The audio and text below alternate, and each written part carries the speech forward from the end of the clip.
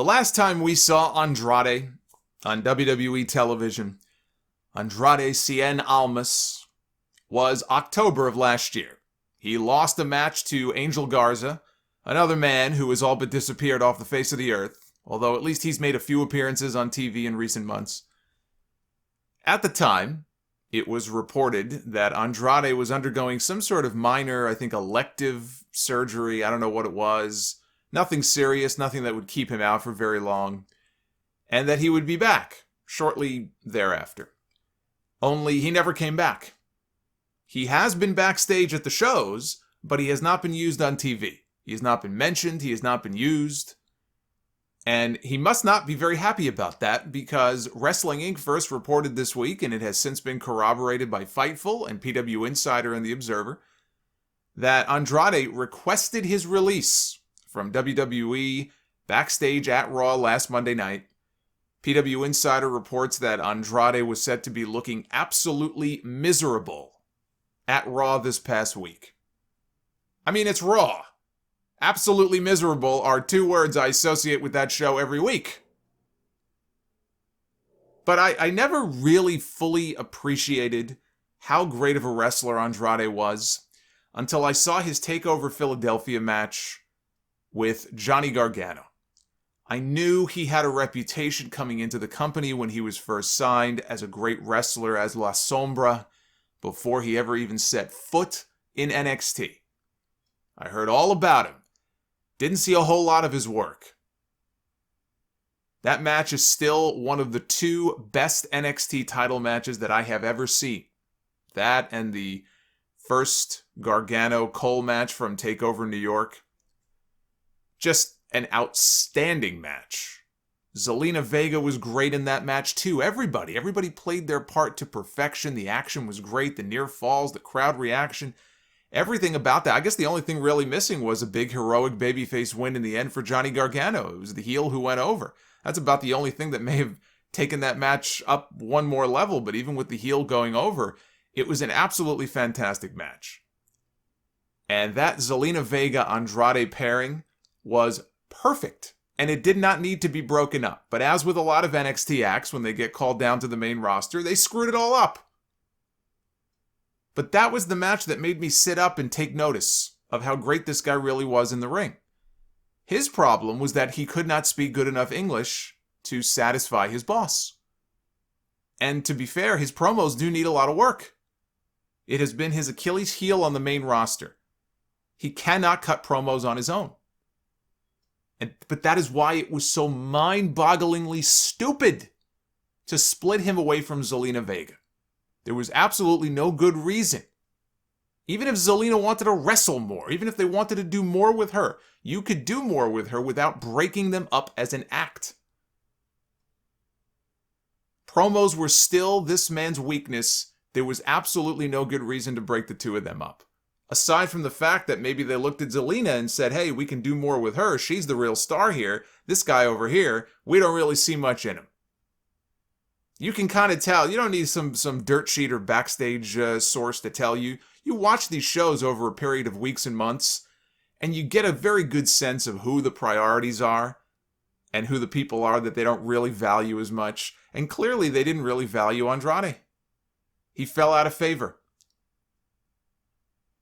So he requested his release, and the word is that his request has been denied by Vince McMahon. They are not going to let him go.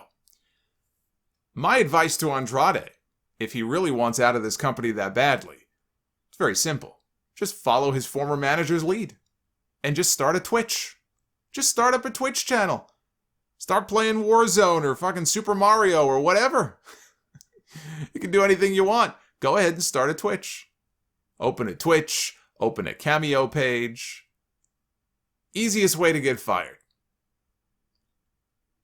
The man has been consistently unhappy in this company going back to the early reports from when he was still in NXT and he was struggling. This is before he won the NXT championship.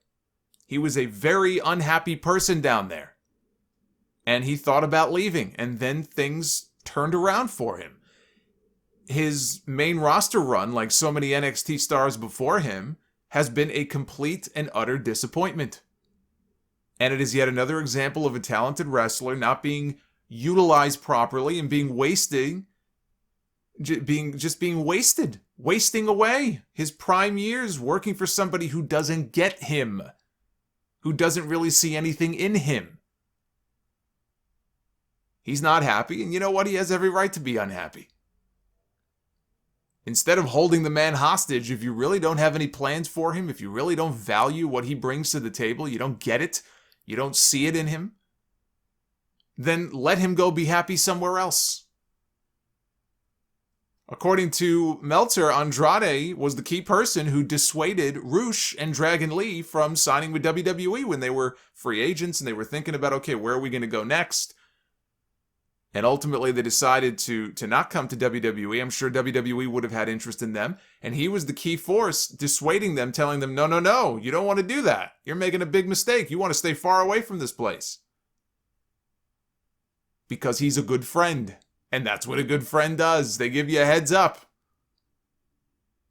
He is smart enough to know exactly what would happen to those two if they ever did sign with this company. Welcome the two newest members of the Lucha House Party, Rush and Dragon Lee. It's very clear to me that Vince McMahon has absolutely no plans for this guy. Just like I remember reading something a few weeks ago. Oh, Aleister Black. WWE, they've got big plans for Aleister Black. They're just biding their time and they're waiting. Let's come back to this in 6 months and see if they're still waiting. They have no plans for this man. The moment that he realized this guy could not speak English all that well, or well enough to cut promos for himself on TV once he lost his manager, he was dead. That was it. He was dead in the water. It is a death knell for you in this company if you cannot speak good English on television. Unless your name is Asuka. And she can get away with it because they have her act all goofy on TV. And they like that. They like Goofy. Goofy is their favorite Disney character. Dopey is the Disney character that best describes some of the people who work behind the scenes in this company. Grumpy describes Andrade, and Vince McMahon fired Sneezy a long time ago for obvious reasons. But, a few months ago, wasn't that long ago, he was off television already. I remember Andrade tweeting out a photo, maybe more than one. But he tweeted out a photo with no context or subtitle or anything of him wearing the NXT championship from that run that he had as the champion in NXT. So it is possible that he wanted to, he was open to the idea, maybe even pitched it, of going back to NXT. Maybe he made the request, and maybe he was turned down. I think the same thing happened with Aleister Black. Another wasted talent.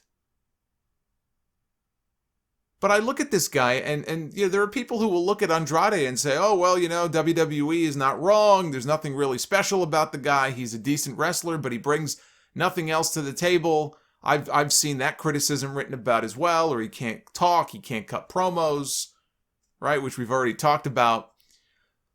I look at this guy, and what I see is a man who got over in Mexico.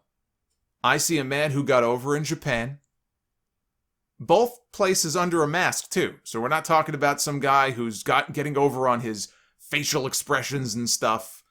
This was under a mask as a luchador. In Mexico, he got over. He was considered one of the best in the world. He went to Japan and had matches over there and was considered one of the best in the world.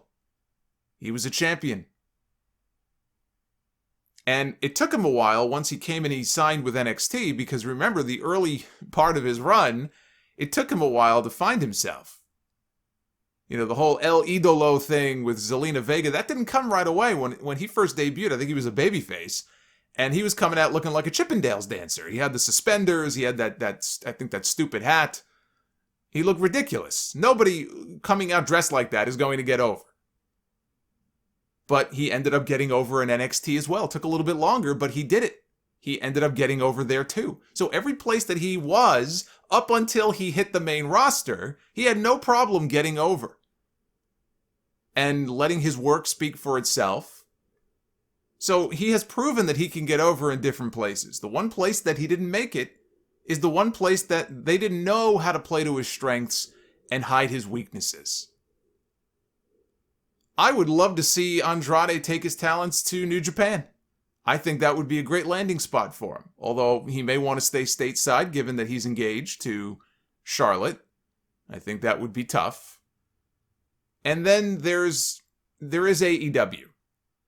And I know, yes, it would be another WWE star coming to AEW. But the thing that is appealing to me is the fact that Zelina Vega is also a free agent right now. Her non-compete window should be up. If Andrade can wiggle his way free or just wait it out, I have no idea how much time he has left on his contract. It could be a few months. It could be 2 years.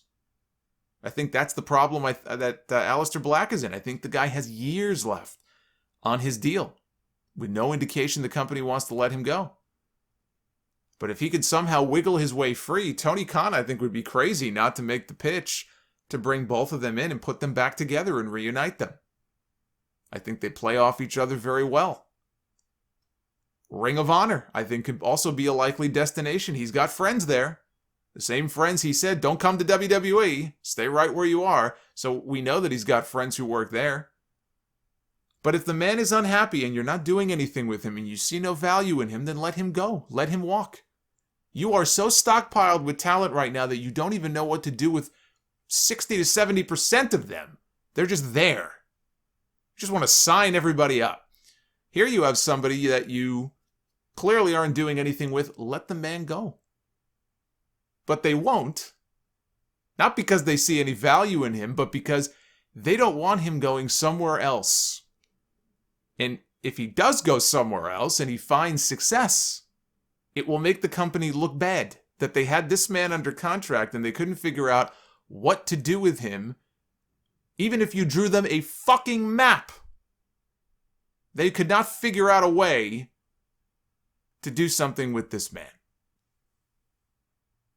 And so, unfortunately for him, I think he's going to be unhappy for a very long time. Now, he's still a relatively young guy. I think he's in his early 30s. But again, these are your prime years, physically, your prime years, your prime earning years. And I can understand the frustration. And for his sake, look, maybe they'll have a change of heart at some point. But as of right now, it doesn't look like he's going anywhere. And Big Johnny is back in the saddle. People power. John Laurinaitis, he's back, and he never really left. I mean, he's been working behind the scenes, I think, as a producer for years. But John Laurinaitis, back in charge of talent relations in WWE. His official title is said to be General Manager of Talent. The department has been split into 2 divisions. One for talent management, which is what he will oversee. The other for talent branding, which I assume will be run by somebody else who will be responsible for booking talent for outside appearances and commercials and movies and other third-party engagements. Laurinaitis previously was the head of talent relations. He took over from Jim Ross in 2004. He was in that role, I think, until 2012, I want to say. Mark Carrano, who replaced him, will now report to him and will have the great pleasure of being the hatchet man who gets to deliver all the bad news to talent. Per the Observer, Laurinaitis always has a smile on his face for Vince McMahon, and he doesn't challenge him on anything. So this is a case of Vince just going with the proverbial yes man, who he can install and will simply just answer to him and do whatever he's told. Yes, sir. Sounds exactly like what this company needs more of.